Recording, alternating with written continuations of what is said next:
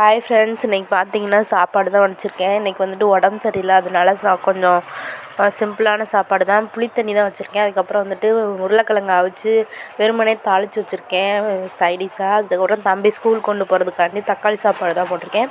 என் வீட்டுக்காரங்களுக்கு வந்துட்டு சாப்பாடு குழம்பு ஊற்றிருக்கேன். அதுக்கப்புறம் பார்த்திங்கன்னா என்னோடய வாய்ஸ் பார்த்தாலே தெரியும், ரொம்ப உடம்பு சரியில்லை.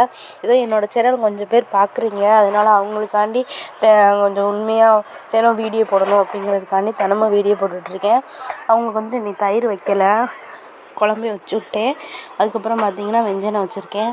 அதுக்கப்புறம் தம்பிக்குமே சாப்பாடு தக்காளி சாப்பாடு கட்டி அதுக்கப்புறம் உருளைக்கிழங்கு தான் வச்சு விட்டுருந்தேன்.